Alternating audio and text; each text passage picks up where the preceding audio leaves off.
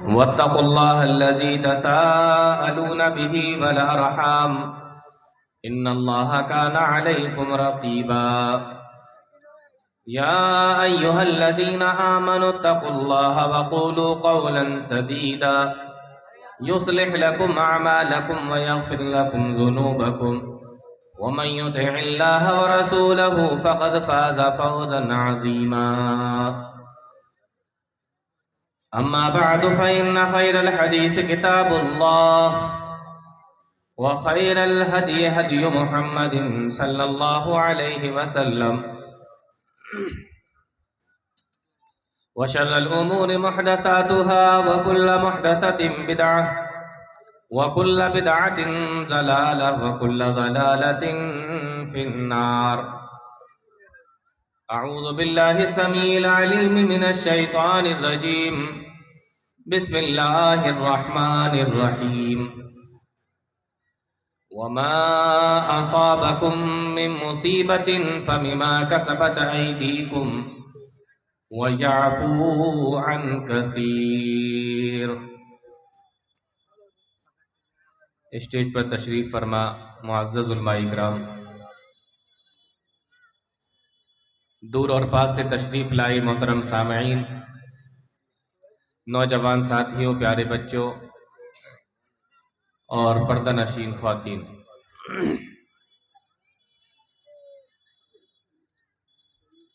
آج کا یہ جو پروگرام ہے پیام امن کانفرنس،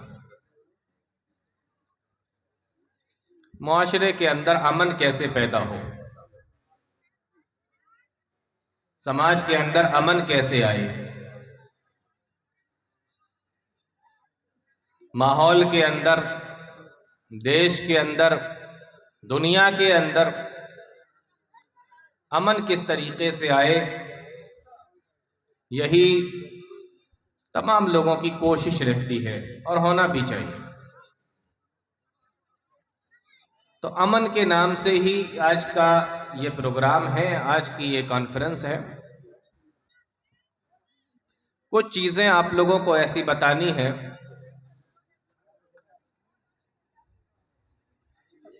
جو امن کے راستے میں رکاوٹ ہوتی ہیں۔ اگر ان چیزوں کو ختم کر دیا جائے، ہٹا دیا جائے، تو معاشرے کے اندر بہت حد تک امن پھیل جائے گا۔ اسی کی مناسبت سے میں نے قرآن کریم کی آیت کریمہ پڑھی ہے اور اسی تعلق سے چند باتیں انشاءاللہ آپ کے سامنے رکھیں گے۔ قرآن کریم کی آیت کریمہ کا ترجمہ سنیں تو کچھ بات سمجھ میں آئے۔ اللہ تعالیٰ فرماتا ہے وَمَا أَصَابَكُم مِّن مُّصِيبَةٍ فَبِمَا كَسَبَتْ أَيْدِيكُمْ، تمہارے اوپر جو مصیبت بھی آتی ہے،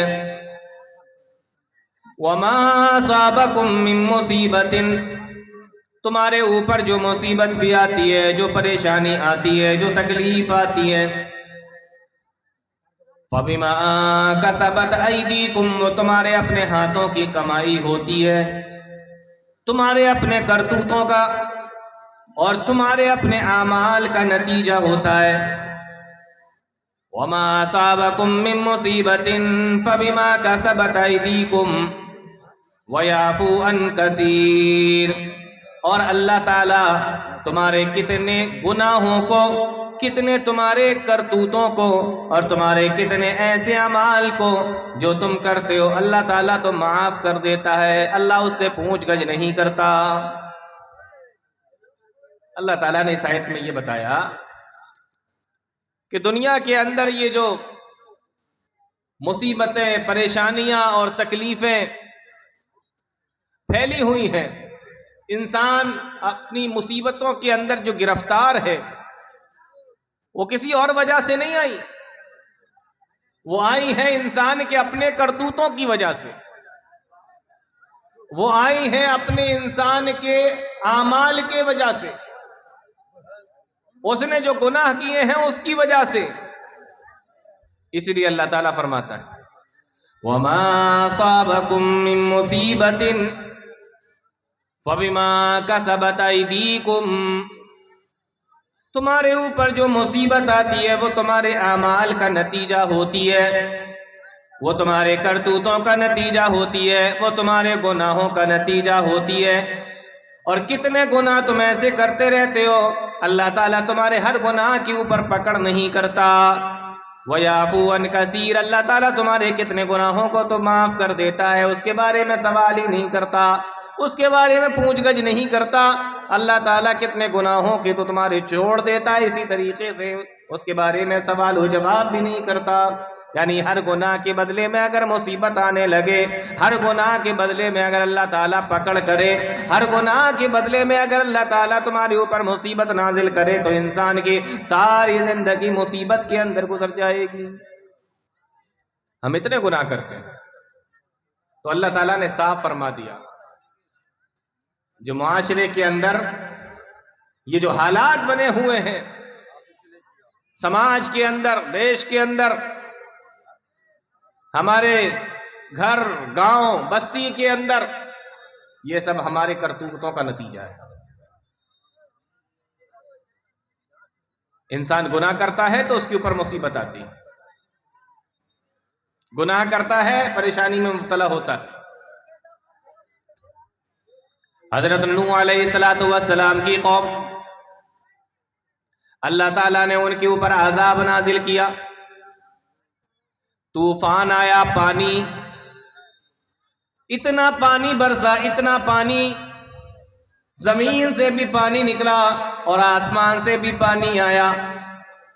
مورخین نے لکھا ہے، قرآن کریم بیان کرتا ہے، وَهِيَ تَجْرِي بِهِمْ فِي مَوْجٍ كَالْجِبَالِ، اتنا پانی دنیا کے اندر بھر گیا کہ اس زمانے کے اندر جو پہاڑ موجود تھے، ان کی چوٹیاں، پہاڑ کی چوٹیاں بھی پانی کے اندر ڈوب گئیں، پہاڑوں کی چوٹیوں تک پانی پہنچ گیا۔ آپ کو کیا لگتا ہے یہ ایسے ہی آ گیا، یا اس قوم کی کسی گناہ کا نتیجہ تھی، اس قوم کے گناہوں کا نتیجہ، یا ایسے ہی آ گیا؟ قوم عاد کی زندگی اٹھا کر دیکھو، اللہ تعالیٰ نے اس کو بھی ہلاک و برباد کیا، اور اس کے اوپر بھی اللہ تعالیٰ نے ہوا کا عذاب نازل فرمایا۔ قرآن کریم کہتا ہے، جب وہ ہوا چلا کرتی تھی، اتنی تیز ہوا کا وہ عذاب اللہ تعالیٰ کی طرف سے آیا، وَفِي عَادٍ إِذَا أَرْسَلْنَا عَلَيْهِمُ الرِّيحَ الْعَقِيمَ، وہ ہوا ان کو اٹھا کر ادھر سے ادھر پٹکتی تھی، اور اس طریقے سے جب وہ زمین پہ گرے مر کر كَأَنَّهُمْ أَعْجَازُ نَخْلٍ خَاوِيَةٍ، جیسے کھجور کے بہت بڑے بڑے درخت ہوں۔ یہ عذاب کیوں آیا؟ ایسے ہی بغیر کسی گناہ کے، بغیر کسی غلطی کے اللہ نے پکڑ لیا، بغیر کسی وجہ سے اللہ تعالیٰ نے عذاب نازل کر دیا؟ نہیں، یہ ان کی کسی گناہ کی وجہ سے تھا۔ تو دنیا کے اندر جو مصیبت آتی ہے، جو گناہ ہوتے ہیں، اس کی وجہ سے، جو تکلیف ہمیں پہنچتی ہے، گناہوں کی وجہ سے۔ وَمَا أَصَابَكُم مِّن مُّصِيبَةٍ فَبِمَا كَسَبَتْ أَيْدِيكُمْ، قرآن کریم ہمیں بتاتا ہے، حدیث ہمیں بتاتی ہے، تاریخ ہمیں بتاتی ہے، اللہ تعالیٰ نے انہی گناہوں کی وجہ سے کسی کو زمین کے اندر اس کے محل کے ساتھ، اس کے خزانوں کے ساتھ میں دھسا دیا۔ انہی گناہوں کی وجہ سے اللہ تعالیٰ نے کسی کو اس کے پوری فوج کے ساتھ، اس کے پورے کارندوں کے ساتھ میں اللہ تعالیٰ نے سمندر کے اندر ڈبا دیا۔ اسی گناہوں کی وجہ سے اللہ تعالیٰ نے پوری قوم کو ہوا میں اچھالا، اور اچھالنے کے بعد زمین کے اوپر پٹک دیا۔ کیوں؟ اسی گناہ کی وجہ سے۔ اللہ فرماتا ہے، وَمَا أَصَابَكُم مِّن مُّصِيبَةٍ فَبِمَا كَسَبَتْ أَيْدِيكُمْ، دنیا کے اندر تمہارے اوپر جو مصیبتیں آتی ہیں، جو پریشانیاں آتی ہیں، وہ تمہارے اپنے اعمال کا نتیجہ ہوتی ہیں، تمہارے اپنے کرتوتوں کا نتیجہ ہوتی ہیں۔ تو یہ جو مصیبتوں میں ہم مبتلا ہیں، یہ جو پریشانیوں میں مبتلا ہیں، یہ ہمارے اپنے کرتوت ہیں، یہ ہماری اپنی غلطیاں ہیں۔ یہ جو مصیبتیں آ رہی ہیں، یہ ہمارے اپنے کرتوتوں کی وجہ سے۔ پیارے نبی صلی اللہ علیہ وسلم بیان فرماتے ہیں، ابن ماجہ کی روایت ہے، صحابی رسول بیان کرتے ہیں اقبل علینا رسول اللہ صلی اللہ علیہ وسلم، ایک مرتبہ اللہ کے نبی صلی اللہ علیہ وسلم ہمارے پاس میں تشریف لائے، ہمارے پاس میں آئے، اور ہم سب کو اکٹھا کرنے کے بعد میں فرمایا یا معاشر المہاجرین، اے مہاجرین کی جماعت، جو صحابہ ہجرت کر کے پہنچے تھے ان سب کو مخاطب کر کے اللہ کے نبی صلی اللہ علیہ وسلم نے فرمایا اقبل علینا رسول اللہ صلی اللہ علیہ وسلم، ہمارے پاس میں اللہ کے نبی صلی اللہ علیہ وسلم آئے، فقال یا معاشر المہاجرین، اور آنے کے بعد اللہ کے نبی صلی اللہ علیہ وسلم نے ہمیں مخاطب کر کے فرمایا او مہاجروں کی جماعت، خمس، 5 چیزیں ایسی ہیں اذا ابتلیتم بہن، جب وہ 5 چیزیں تمہارے اندر آ جائیں گی، جب وہ 5 چیزیں تمہارے اوپر آ جائیں گی، اعوذ باللہ ان تدرکوہن، اور میں اللہ کی پناہ چاہتا ہوں کہ وہ 5 چیزیں تمہارے اندر نہ آئیں، لیکن 5 چیزیں ایسی ہیں جو تمہارے اندر آئیں گی، اعوذ باللہ ان تدرکوہن، لیکن میں اللہ سے دعا کرتا ہوں، اللہ تعالیٰ کی پناہ چاہتا ہوں کہ وہ 5 چیزیں تمہارے اندر نہ آئیں۔ کون سی 5 چیزیں؟ پیارے نبی صلی اللہ علیہ وسلم نے مہاجرین کو مخاطب کر کے فرمایا، لیکن یہ 5 چیزیں پوری امت کے لیے آپ نے بیان فرمائی۔ پہلی چیز اللہ کے نبی صلی اللہ علیہ وسلم نے بیان فرمائی، لم تظہر الفاحشۃ فی قوم قط حتی یعلنوا بها۔ او مہاجرین کی جماعت سن لو، جب کسی قوم کے اندر بے حیائی پھیل جائے گی، بدکاری پھیل جائے گی، زناکاری پھیل جائے گی، حتی یعلنوا بها، یہاں تک کہ وہ اس کو اعلانیہ طور پہ کرنے لگیں گے۔ پہلے انسان گناہ کرتا تھا، ڈرتا تھا، اللہ سے بھی ڈرتا تھا اور سماج سے بھی ڈرا کرتا تھا، لیکن آج دیکھو گناہ کرتا ہے تو کھلے عام ڈرتا نہیں ہے بلکہ اس کو بتایا بھی کرتا ہے، گناہ بھی کرتے ہیں اور پوری ڈھٹائی کے ساتھ میں بتاتے بھی ہیں۔ آج نہ ہمیں اللہ کا ڈر ہے نہ سماج کی کوئی شرم ہے، گناہ کرنے کے بعد ہم بڑے ہمت کے ساتھ میں، بڑی ڈھٹائی کے ساتھ میں لوگوں کے سامنے اس گناہ کو بیان بھی کرتے ہیں۔ ڈر نکل گیا دل کے اندر سے، شرم نکل گئی دل کے اندر سے۔ پہلے گناہ ہوا کرتے تھے چھپ کر لوگ کیا کرتے تھے، لیکن آج اعلانیہ طور پہ کر رہے ہیں۔ لم تظہر الفاحشۃ فی قوم، جب کسی قوم کے اندر بے حیائی پھیل جائے، بدکاریاں پھیل جائیں، حتی یعلنوا فیہا، یہاں تک کہ اعلانیہ طور پر ان کے اندر برائیاں ہونے لگیں، الا فشا فیہم الطاعون والاوجاع، اللہ کے نبی صلی اللہ علیہ وسلم بیان فرماتے ہیں او میرے صحابہ، او مہاجرین کی جماعت، اگر کسی قوم کے اندر بے حیائی اور برائی عام ہو جائے گی، پھیل جائے گی، اعلانیہ طور پر ہونے لگے گی، تو اللہ تعالیٰ اس کے بدلے میں الا فشا فیہم الطاعون والاوجاع، اللہ تعالیٰ اس کے بدلے میں طاعون جیسی بیماریاں اس قوم کے اندر مبتلا کر دے گا، اس قوم کے اندر بھیج دے گا، والاوجاع، اور خطرناک طریقے کی بیماریاں اس قوم کے اندر پھیل جائیں گی۔ آپ ذرا غور کریں، کس کس طریقے کی برائیاں ہمارے سماج کے اندر ہیں اور کس کس طریقے کی بیماریاں ہمارے سماج کے اندر ہیں۔ اللہ کے نبی فرماتے ہیں طاعون کی بیماری، یہ نام تو ہم نے بہت سنا ہوگا، لیکن پیارے نبی فرماتے ہیں والاوجاع، اور ایسی بیماریاں بھی قوم کے اندر، سماج کے اندر پیدا ہوں گی، التی لم تکن مضت فی اسلافہم الذین مضوا، ایسی بیماریاں تمہارے اندر پیدا ہو جائیں گی کہ اس سے تم سے پہلے کے لوگوں نے اس بیماری کا نام تک نہیں سنا ہوگا۔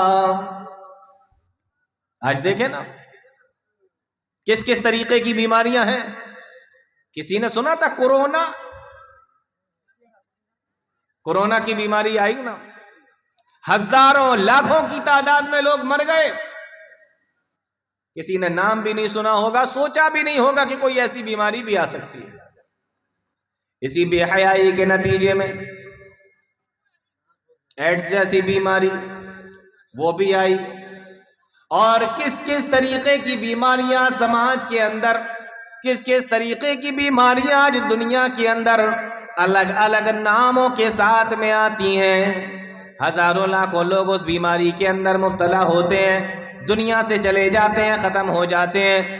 اگر ہمارے پرانے بزرگوں سے پوچھو، پرانے بوڑھوں سے پوچھو، کیا تم نے اس بیماری کا کبھی نام بھی سنا تھا؟ التی لم تکن مضت فی اسلافہم الذین مضوا، انہوں نے اس کا نام بھی نہ سنا ہوگا۔ یہ وبائیں کیوں آ رہی ہیں؟ یہ بیماریاں کیوں آ رہی ہیں؟ یہ الگ الگ نام سے بیماریاں کیوں آ رہی ہیں؟ التی لم تکن مضت فی اسلافہم الذین مضوا، اللہ کے نبی جناب محمد رسول اللہ صلی اللہ علیہ وسلم نے ہمیں پہلے ہی بتا دیا تھا کہ کسی قوم کے اندر جب بے حیائی پھیل جائے گی، بدکاری پھیل جائے گی، عام ہو جائے گی، تو اللہ تعالیٰ اس کے بدلے میں الگ الگ طریقے کی، الگ الگ اور نئی نئی طریقے کی بیماریاں قوم کے اوپر مسلط کر دے گا، بیماریاں بھیج دے گا۔ وہ بیماریاں آ رہی ہیں تو پیارے نبی صلی اللہ علیہ وسلم نے پہلی چیز یہ بیان فرمائی۔ آج انسان پریشان ہے، کسی کو کورونا ہو گیا، کسی کو ڈینگو ہو گیا، عجیب و غریب طریقے کی بیماری، سوائن فلو یہ بھی ایک بیماری ہے، لاکھوں لوگ اس میں بھی مرے تھے، برڈ فلو یہ بھی ایک بیماری ہے۔ لوگوں کو لگتا ہے کہ یہ تو بخار اخار ہے، کچھ ابھی ختم ہو جائے گا، لیکن کتنے لوگ اس میں ختم ہوئے ہیں؟ کیوں ہیں؟ کیوں آ رہی ہیں یہ بیماریاں؟ کبھی غور کیا؟ پیارے نبی صلی اللہ علیہ وسلم کی اس حدیث پر غور کریں، آپ نے فرمایا کہ جب بے حیائی عام ہو جائے تو بیماریاں بھی عام ہو جائیں گی، اور ایسی بیماریاں آئیں گی نئی نئی نام سے، نئی نئی طریقے کی بیماریاں جو پہلے لوگوں نے نام بھی نہیں سنا ہوگا۔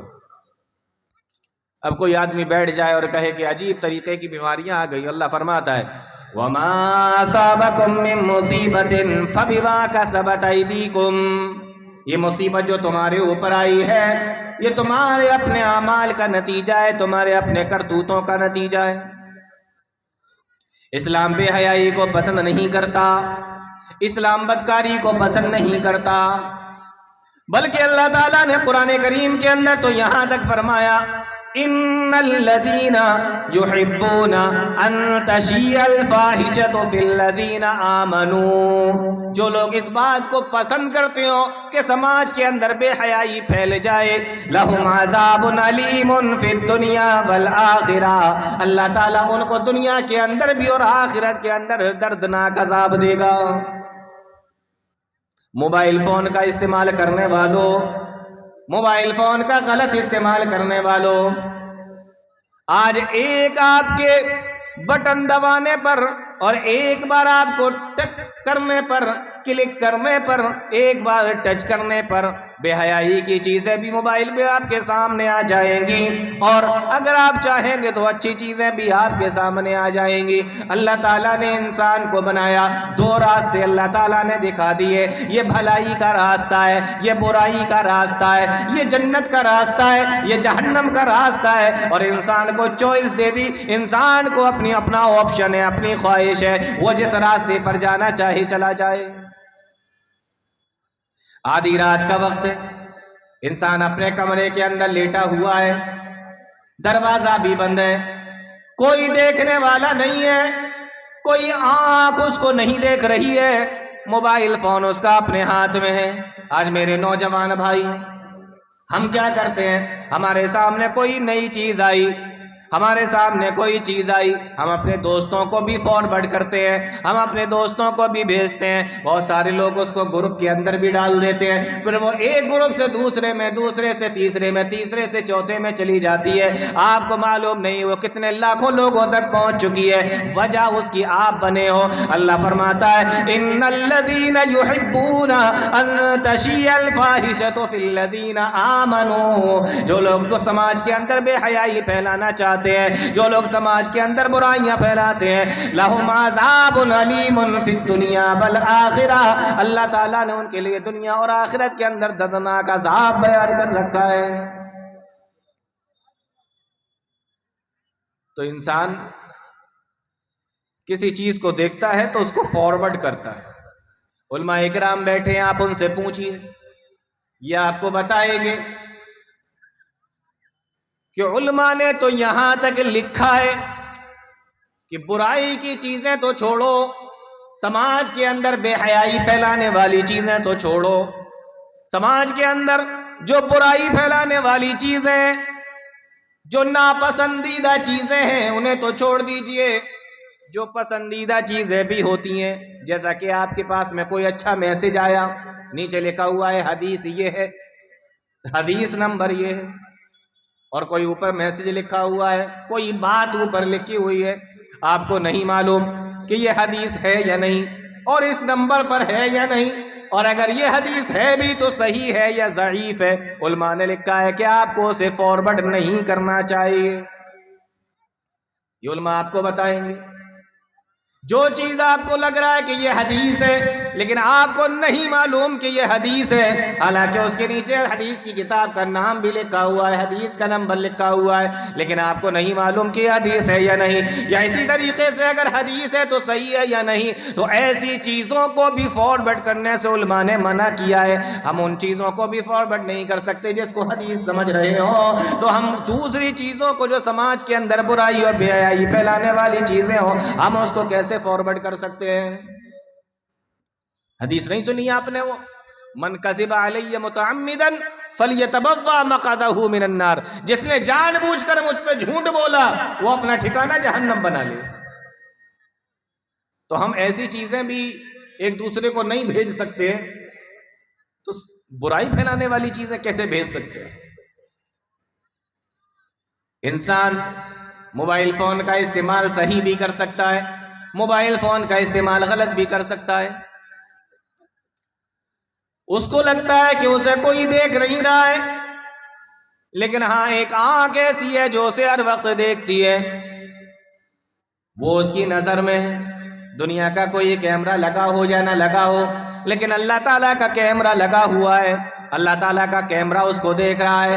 اور دنیا کے اندر جو چیزیں کیمروں کے اندر ریکارڈ ہوتی ہیں ایک ٹائم کے بعد میں ختم ہو جاتی ہیں، ایک ٹائم کے بعد فائل کرپٹ ہو جاتی ہے، خراب ہو جاتی ہے، 10 سال بعد، 20 سال بعد، 50 سال کے بعد میں وہ فائل خراب بھی ہو سکتی ہے، کیمرہ خراب ہو سکتا ہے، وہ چپ خراب ہو سکتی ہے، وہ پین ڈرائیو خراب ہو سکتا ہے، وہ کیمرہ خراب ہو سکتا ہے، لیکن اللہ تعالیٰ کا کیمرہ کبھی خراب نہیں ہوتا۔ اللہ تعالیٰ کا جو کیمرہ لگا ہوا ہے وہ قرآن کریم بیان فرماتا ہے کہ مالی هذا الكتاب لا يغادر صغيرة ولا كبيرة الا احصاها۔ انسان جب قیامت کے دن اپنے نام اعمال کو دیکھے گا تو کہے گا مالی یا ویلتنا، ہائے ہماری بربادی، ہائے ہماری ہلاکت، مالی هذا الكتاب لا يغادر صغيرة ولا كبيرة الا احصاها۔ اس کے اندر نہ کوئی چھوٹی چیز بچی ہے نہ کوئی بڑی چیز بچی ہے،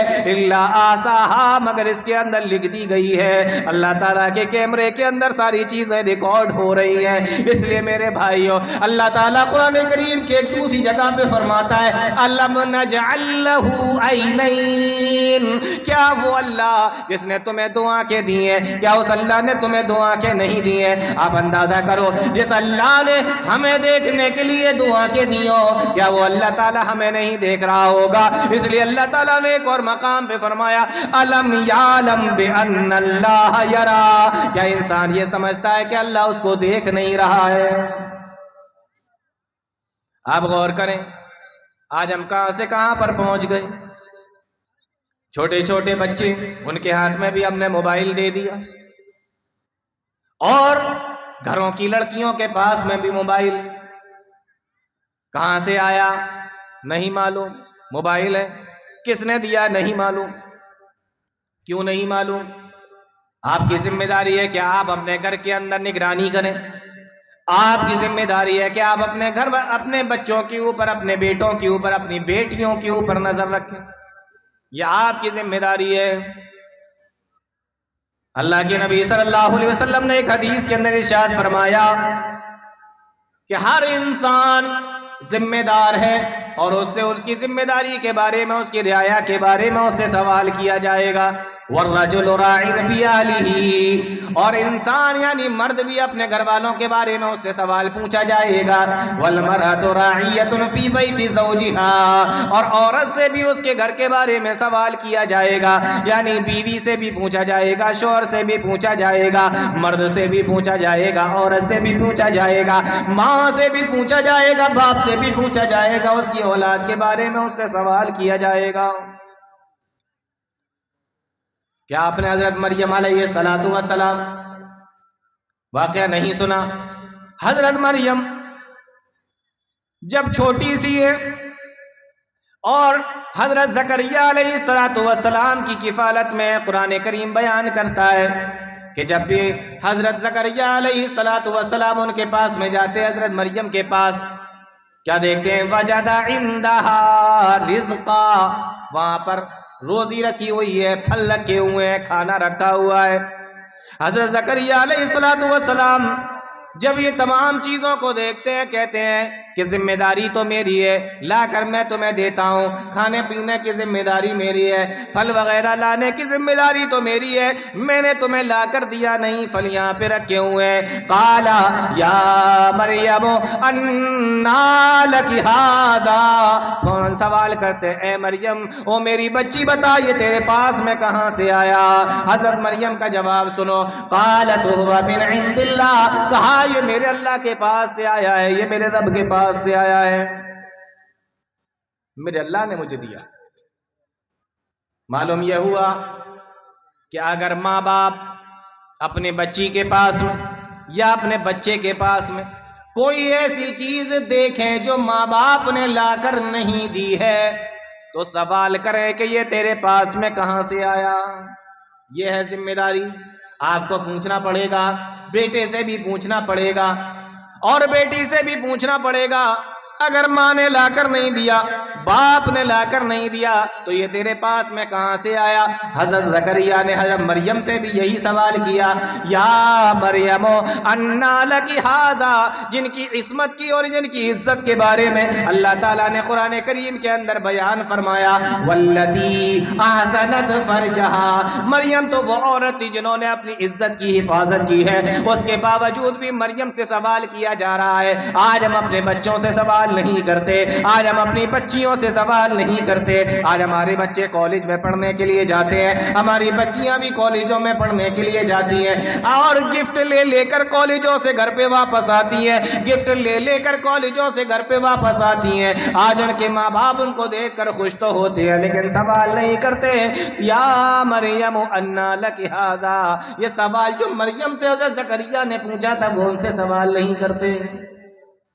تو پوچھنا چاہیے کہ یہ کہاں سے آیا، یہ ذمہ داری ہے۔ قالت هو من عند اللہ، کہا یہ میرے رب کے پاس سے آیا ہے۔ اور پھر آگے فرمایا ان اللہ یرزق من یشاء بغیر حساب، اللہ تعالیٰ جس کو چاہتا ہے بغیر حساب و کتاب کے عطا فرماتا ہے۔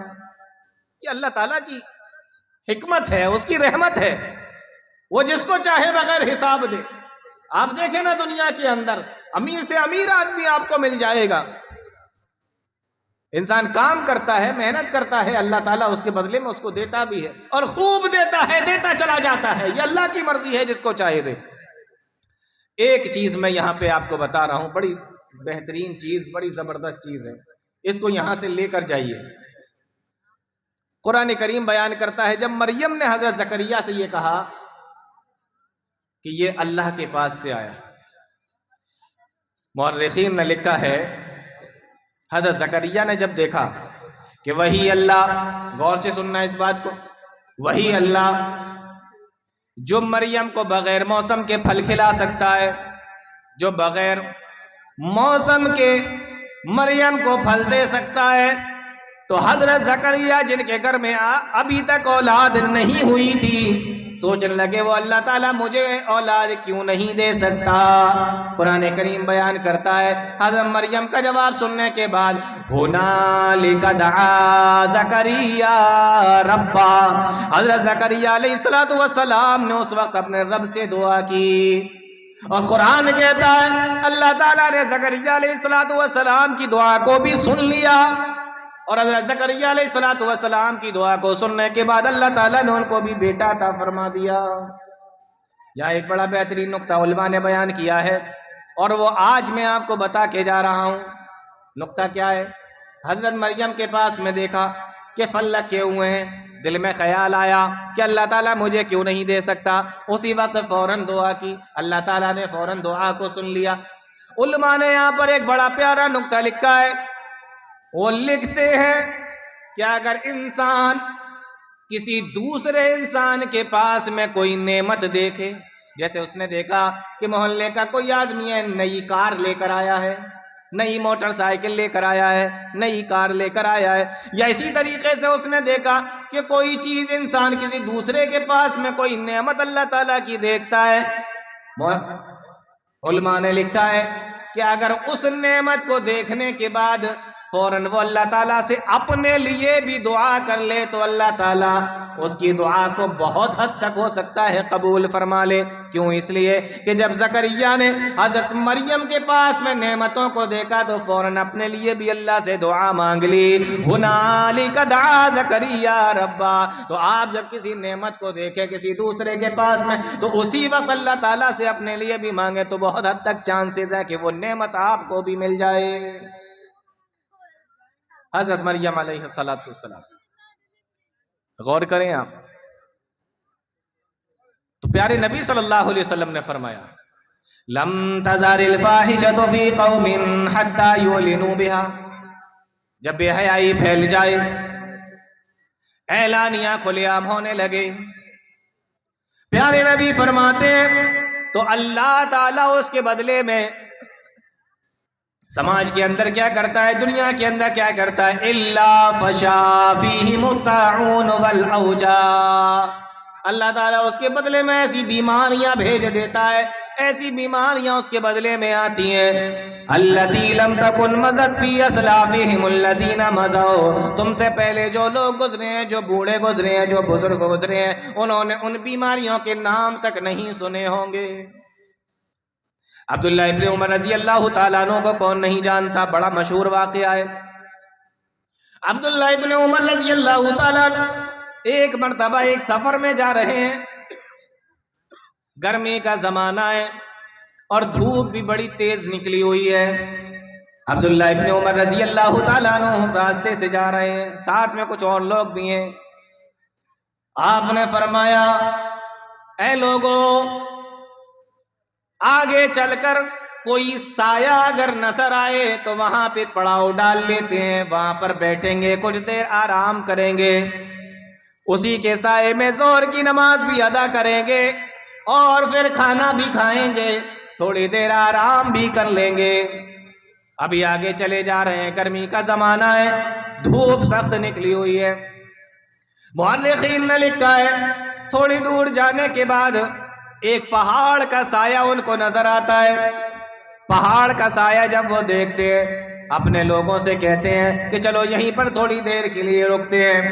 رک گئے، جب کھانا کھانے کا ٹائم آیا، دسترخوان لگایا گیا اور اس کے اوپر جب کھانا رکھا گیا، ابھی کھانا شروع نہیں کیا تھا، کھانا کھانے ہی کے لیے بیٹھے تھے، اتنے میں کیا دیکھتے ہیں کہ ایک چرواہا اپنی بکریوں کو لے کر اسی پہاڑ کے دامن میں آنا چاہتا ہے، اسی سائے کو تلاش کرتے ہوئے، شاید وہ بھی آ رہا ہوگا، اسی سائے کو تلاش کرتے ہوئے اپنی بکریوں کو ہانکتا ہوا لے کے آ رہا ہے۔ غور کرنے کی بات ہے میرے بھائیوں۔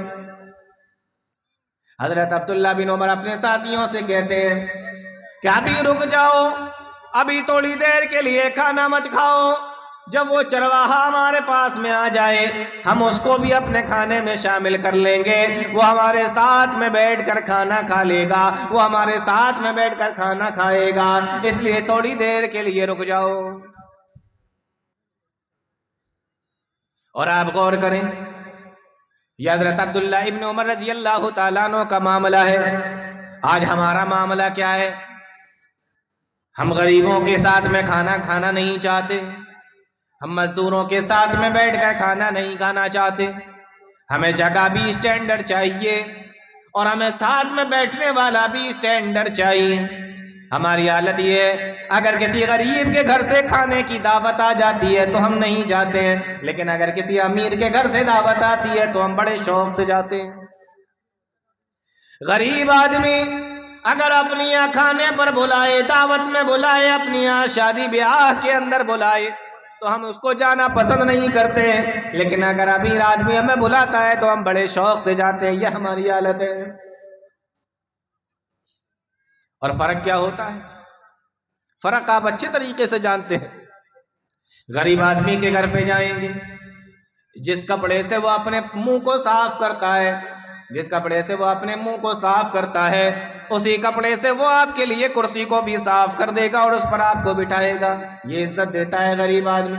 اور امیر آدمی کے گھر پہ اگر آپ کھانے کے لیے چلے جاؤ، اس کے یہاں کوئی فنکشن ہے، کوئی شادی ہے، اس کے یہاں اگر آپ چلے جاتے ہیں تو وہ آپ سے سیدھے منہ بات بھی نہیں کرنے کو تیار ہے۔ وہ آپ سے صرف ملا ایک فارمالٹی کے طور پہ آپ سے ملاقات کرتا ہے اور آگے بڑھ جاتا ہے، اتنا بھی نہیں پوچھتا کہ آپ نے کھانا کھایا بھی ہے یا نہیں کھایا، آئے کب ہو۔ بس آپ خود سے جا کر اس کو اپنی شکل دکھانے کی کوشش کرتے ہو کہ دیکھو ہاں ہم تمہارے یہاں آ گئے ہیں، تمہارے یہاں ہم پہنچ گئے ہیں۔ یہ دونوں کی شادیوں میں، دونوں کی دعوتوں میں فرق ہوتا ہے، لیکن امیر آدمی کی یہاں ہر آدمی جانا چاہتا ہے، غریب کی یہاں نہیں جانا چاہتے۔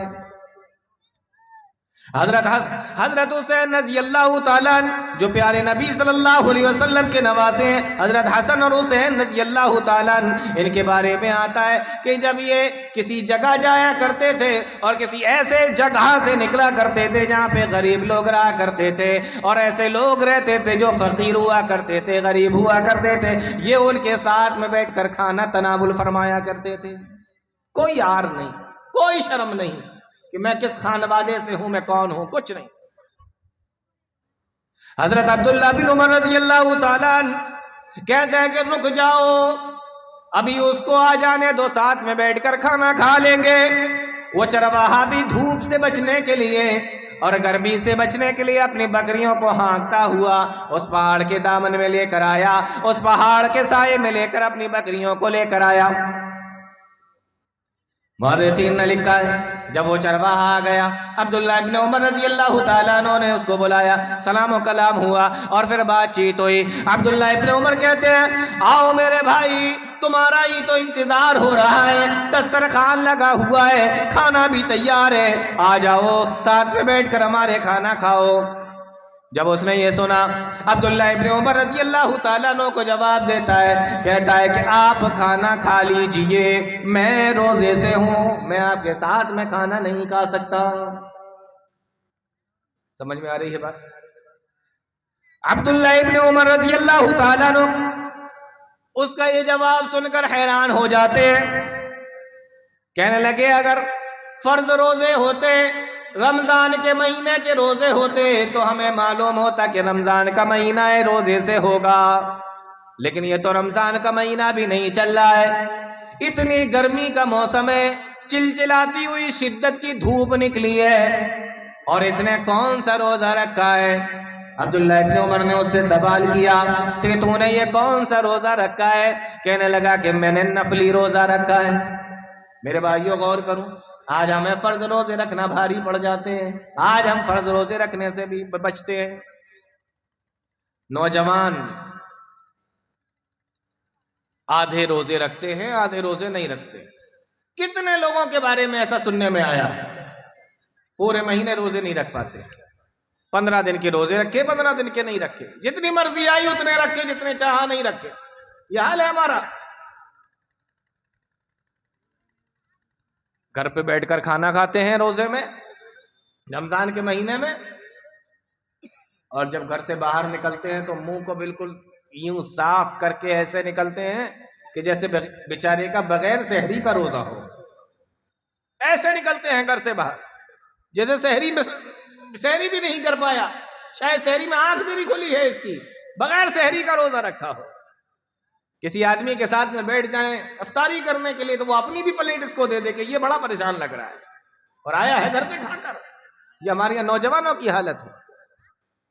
حضرت عبداللہ بن عمر جن کا واقعہ میں آپ کو سنا رہا ہوں، انہی کی ایک اور حدیث ہے جو صحیح بخاری کے اندر ہے کہ ہمارے یہاں چھوٹے چھوٹے بچے بھی روزہ رکھا کرتے تھے، اور بچے جب بھوک کی وجہ سے روتے تو ہم انہیں کھلونے دے دیا کرتے تھے، لیکن روزے نہیں کھلوایا کرتے، افطار نہیں کرایا کرتے تھے جب تک ٹائم نہیں ہو جاتا.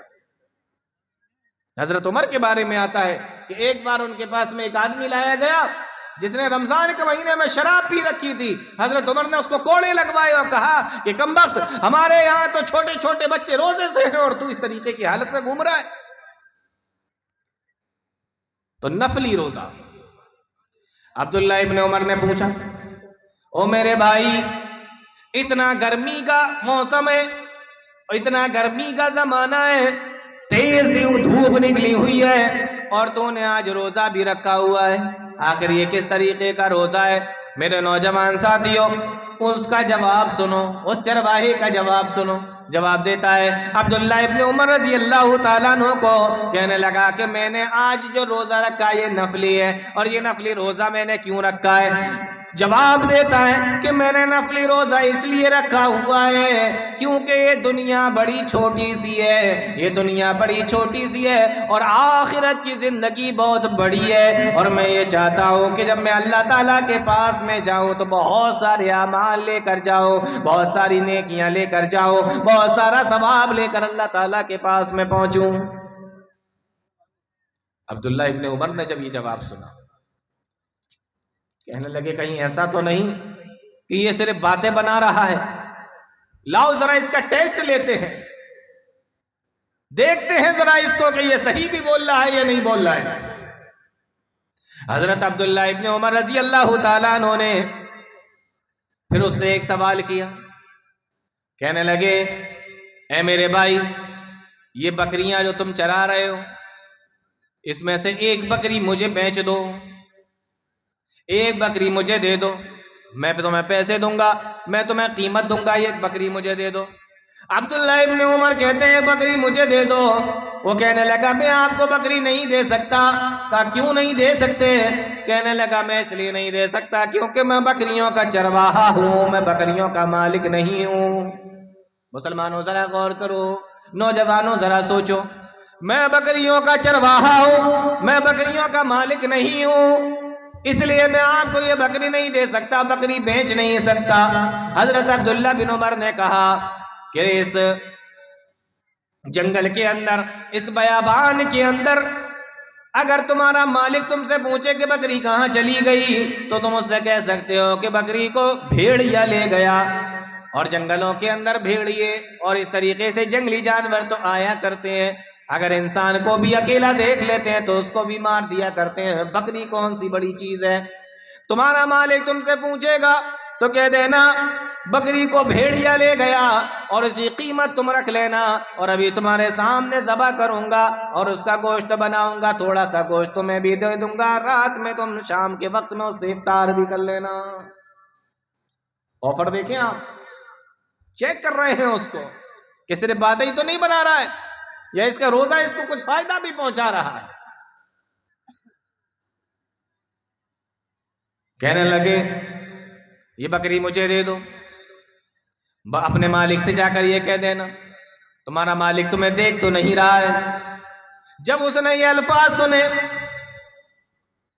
تو کہنے لگا کہ بے شک میرا جو مالک ہے وہ مجھے نہیں دیکھ رہا ہے، ان بکریوں کا جو مالک ہے وہ نہیں دیکھ رہا ہے، لیکن جو ساری کائنات کا مالک ہے، جو ساری کائنات کا چلانے والا ہے، وہ تو سب کچھ دیکھ رہا ہے.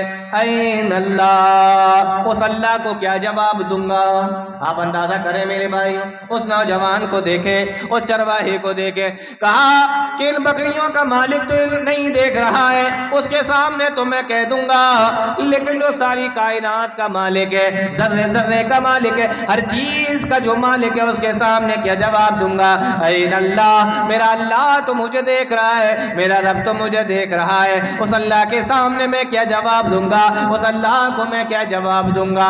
یہ کہا اور کہنے کے بعد اپنی بکریوں کو ہانکتا ہوا وہاں سے چلا گیا۔ عبداللہ ابن عمر رضی اللہ تعالیٰ عنہ نے جب اس کے یہ الفاظ سنے تو آپ کے دل کے اندر یہ الفاظ اتنے اندر تک چلے گئے کہ عبداللہ ابن عمر کی آنکھوں میں آنسو آ گئے۔ اس طریقے کا اثر ان الفاظوں کا ہوا، عبداللہ ابن عمر کی آنکھوں میں آنسو آ گئے، اور اس بکری کے چرواہے کو، اس چرواہے کو اور اس کی بکریوں کو جب وہ لے کے جا رہا تھا بڑی دیر تک دیکھتے رہے۔ جب وہ آنکھوں سے اوجھل ہو گیا، عبداللہ ابن عمر نے اپنے ساتھیوں سے کہا کہ اے لوگوں یہ کون ہے، کہاں کا رہنے والا ہے؟ لوگوں نے بتایا کہ یہ مدینہ کے اندر فلاں آدمی کا غلام ہے۔ نوجوان ساتھیوں غور سے سنو، کہا یہ کون ہے؟ کہا کہ یہ مدینہ کے اندر فلاں آدمی کا غلام ہے۔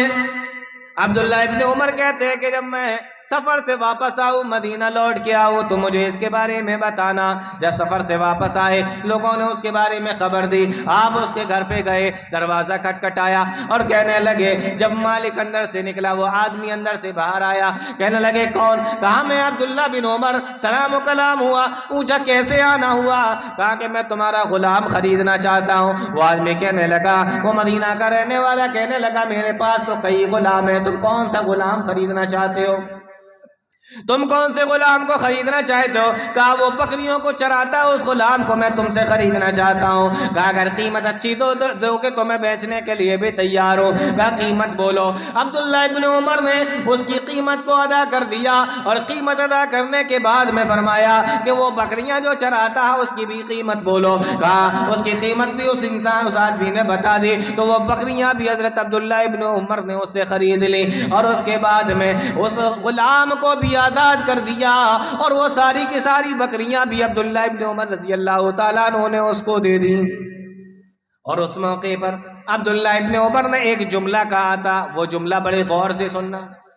عبداللہ ابن عمر نے اس موقع پر ایک جملہ کہا، اور وہ جملہ یہ تھا کہ اے لوگوں، اس بندے نے، اس انسان کے، اس چرواہے کے ایک جملے نے کہ میرا اللہ تو مجھے دیکھ رہا ہے، اس کے ایک جملے نے، اس کے ایک جملے نے اس کو غلامی سے آزاد کرا دیا، اور اس کو غلامی سے آزاد کرا دیا۔ اور میں اللہ تعالیٰ سے یہ امید رکھتا ہوں کہ اس کا یہی ایک جملہ کہ میرا اللہ تو مجھے دیکھ رہا ہے، اس کو کل جہنم سے بھی آزاد کرا دے گا۔ یہ ہے اللہ تعالیٰ کا ڈر۔ تو انسان یہ سوچے کہ اللہ مجھے دیکھ رہا ہے تو برائی کے ارادے اس کے دل سے نکل جائیں۔ کوئی دیکھے یا نہ دیکھے لیکن اللہ مجھے دیکھ رہا ہے، کہیں ریکارڈ ہو یا نہ ہو لیکن اللہ تعالیٰ کے کیمرے ہر جگہ لگے ہوئے۔ الم یعلم بان اللہ یرا، کیا وہ اللہ تمہیں نہیں دیکھ رہا ہے؟ اللہ تعالیٰ ہر چیز کا جاننے والا ہے۔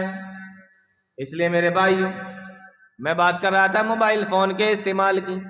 آج ہمارے نوجوان ساتھی، موبائل فون تمہارے پاس میں، ہر گھر کے اندر موبائل فون ہے، ہر انسان کے پاس میں موبائل فون ہے۔ آپ اس کو ٹچ کرو گے اچھی چیزیں بھی نکل آئیں گی، آپ اس کو ٹچ کرو گے بری چیزیں بھی نکل آئیں گی۔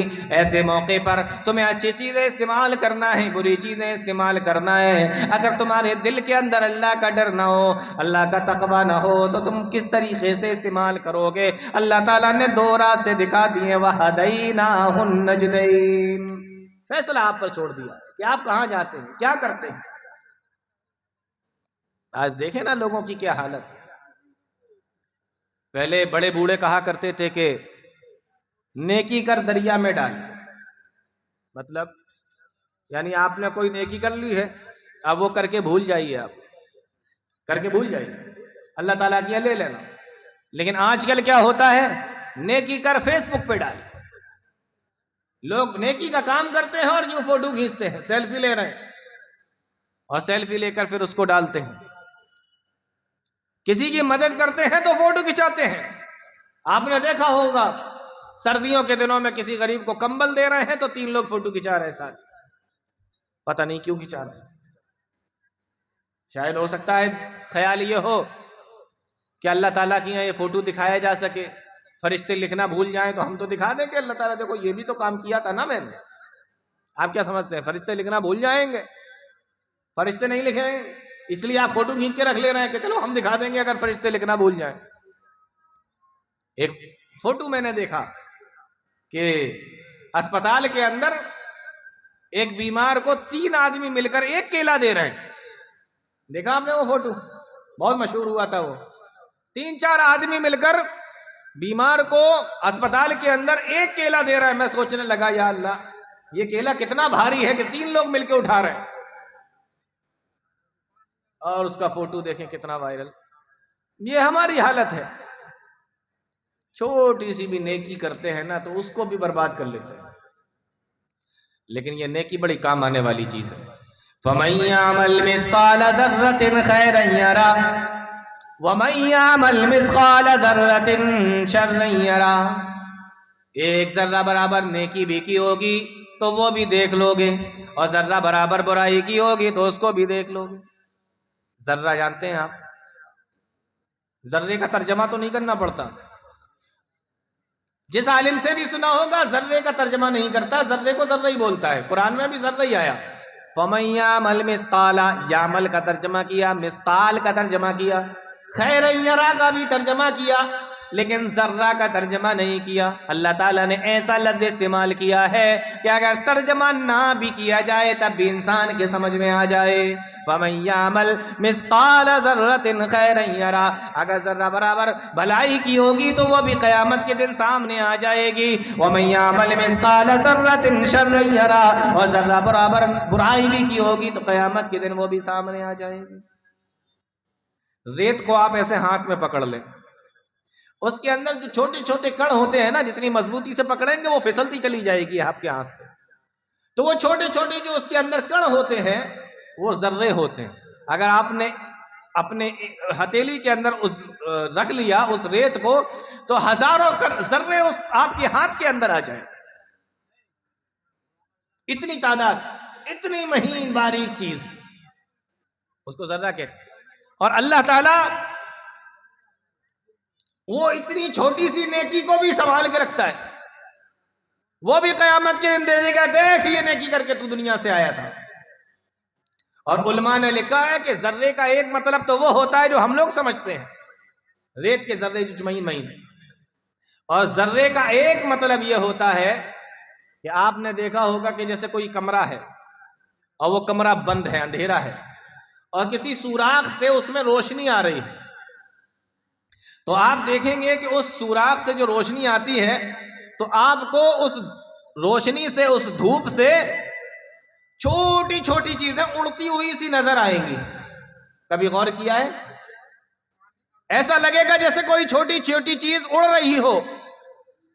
اور جب آپ لائٹ جلا دیں گے کمرے کی یا کمرے کو کھول دیں گے تو وہ جو چیز اڑتی ہوئی تھی نظر آتی ہے اس روشنی کے ذریعے سے، وہ چھوٹی چھوٹی چیزیں پھر وہ غائب ہو جاتی ہیں. یعنی وہ اتنی چھوٹی ہوتی ہیں کہ روشنی اگر ہو جائے تو وہ دکھتی نہیں ہے، اور اگر کمرے میں اندھیرا ہے اور کہیں سے دھوپ کی روشنی آ رہی ہے، دھوپ آ رہی ہے، تو اس دھوپ کے اندر وہ چھوٹی چھوٹی چیزیں اڑتی ہوئی نظر آتی ہیں. علماء نے لکھا ہے کہ وہ چیزیں جو اندھیرے میں دکھیں اور جیسے ہی کمرے کے اندر روشنی آئے تو دکھنا بھی بند ہو جائے آنکھوں سے، اتنی مہین اور اتنی چھوٹی چیزیں، اس کو بھی عربی میں ذرہ ہی بولتے ہیں. اس کو بھی عربی میں ذرہ بولتے ہیں. اور اللہ تعالیٰ فرماتا ہے کہ ذرہ برابر بھی برائی کی ہوگی تو وہ بھی قیامت کے دن دیکھ لو گے، اور ذرہ برابر نیکی کی ہوگی اس کو بھی دیکھ لو گے. یہ ہے بھائی. یا ویلتنا ما لہذا الکتاب لا یغادر صغیرۃ ولا کبیرۃ، یہ کون سی کتاب مجھے دے دی گئی ہے جس کے اندر نہ تو کوئی چھوٹی چیز بچی ہے نہ کوئی بڑی چیز بچی ہے.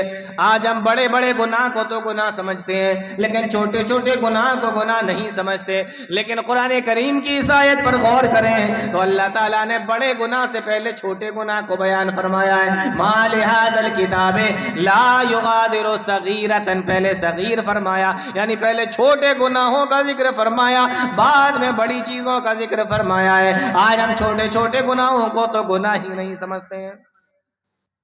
لیکن آپ کو معلوم ہے کہ اگر چھوٹی چھوٹی لکڑیاں چھوٹی چھوٹی چیزوں کو بھی ایک جگہ لگاتار اکٹھا کیا جائے چھوٹی چھوٹی سی لکڑیوں کو بھی اگر ایک جگہ پہ لگاتار اکٹھا کر دیا جائے تو وہ بھی ایک بہت بڑا ڈھیر بن جاتی ہیں. اس لیے میرے بھائیوں بڑے گناہوں سے بھی بچو اور چھوٹے گناہوں سے بھی بچو.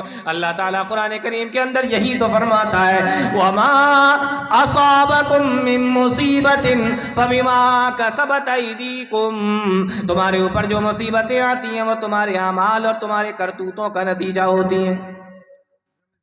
چھوٹی چھوٹی مصیبتیں چھوٹے چھوٹے گناہ جس کو ہم گناہ بھی نہیں سمجھتے جب ان کو بھی ایک جگہ لگاتار اکٹھا کیا جائے تو وہ بھی بڑا ڈھیر بن جاتا ہے. جس طریقے سے چھوٹی چھوٹی لکڑیوں کو ایک جگہ پہ اکٹھا کیا جائے بہت بڑا ڈھیر لکڑیوں کا بن جائے گا. اور جب وہ بڑا ڈھیر لکڑیوں کا بن جائے گا تو میرے بھائیوں مجھے یہ بتاؤ کہ وہ ڈھیر انسان کو جلانے کے لیے کافی ہے یا نہیں؟ وہ چھوٹی چھوٹی لکڑیاں بھی اگر ایک جگہ لگاتار اکٹھا کی جائیں تو انسان تو اس میں بھی جل سکتا ہے. تو انسان کو جلانے کے لیے صرف بڑے گناہ نہیں چھوٹے گناہ بھی کافی ہیں.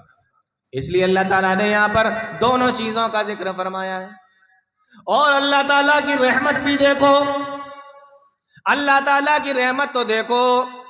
دنیا کے اندر انسان اگر کوئی چھوٹی سی بھی نیکی کرتا ہے تو اللہ تعالیٰ اس کو سنبھال کے رکھتا ہے اور قیامت کے دن وہ نیکی انسان کو مل جائے گی. لیکن اگر کوئی انسان دنیا کے اندر نیک عمل کر کے نہ گیا, اللہ تعالیٰ کے یہاں پہنچا, اللہ تعالیٰ قرآن کے اندر بیان فرماتا ہے کہ اگر ہم اس کو زمین آسمان کے برابر سونے کا مالک بنا دیں, حالانکہ ہوگا نہیں, اگر ہم بنا دیں. سونے کی قیمت آپ جانتے ہیں, اتنا سا سونا ہوتا ہے گھر کے اندر کتنے تالوں کے اندر رکھتے ہیں. تھوڑا سا سونا, چھوٹا سا سونا اگر گھر کے اندر ہوتا ہے, ایک تالا دوسرا تالا, ایک الماری دوسری الماری, چابی تالا, اور کتنا اندر رکھتے ہیں تھوڑا سا. اب سوچو کسی انسان کے پاس میں زمین اور آسمان بھر کے سونا ہو, کیا اس کے پاس میں دولت ہوگی؟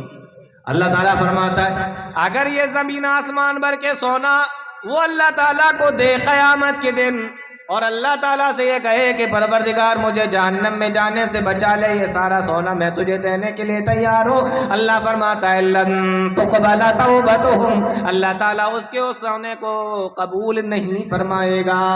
آپ اندازہ کریں ابھی آپ دنیا کے اندر ہیں تو ذرہ برابر نیکی بھی کرتے ہیں, اللہ اس کو پسند فرماتا ہے, اللہ تعالیٰ اس کو اپنے پاس میں رکھتا ہے, سنبھال کے رکھتا ہے. لیکن قیامت کے دن اگر سونا بھر کر بھی اللہ تعالیٰ کو دو گے تو اللہ تعالیٰ اسے قبول نہیں کرے گا.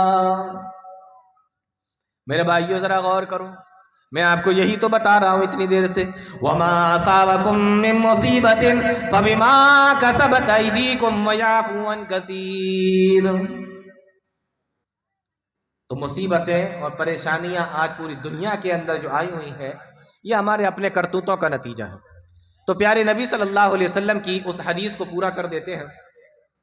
پیارے نبی نے فرمایا, تو پہلی چیز اللہ کے نبی نے یہ بیان فرمائی, لم تزال الفاحشۃ فی قوم قط حتى يعلنوا فيها الا فشا فيهم الطاعون والاوجاع التي لم تكن مضت في اسلافهم الذين مضوا. اگر کسی قوم کے اندر بے حیائی پھیل جائے گی تو اللہ تعالیٰ اس کے بدلے میں ایسی ایسی بیماریاں قوم کے اندر بھیجے گا جن کے نام بھی ان کے باپ دادا نے نہیں سنا ہوگا. اور دوسری چیز اللہ کے نبی صلی اللہ علیہ وسلم نے بیان فرمائی, اے میرے صحابہ, دوسری چیز اگر کوئی قوم زکوٰۃ نہیں نکالے گی, اگر کوئی قوم زکوٰۃ ادا نہیں کرے گی تو پھر اللہ تعالیٰ کیا کرے گا؟ اللہ تعالیٰ اس کے بدلے میں الا منع القطر من السماء, اللہ تعالیٰ آسمان سے بارش کو روک لے گا.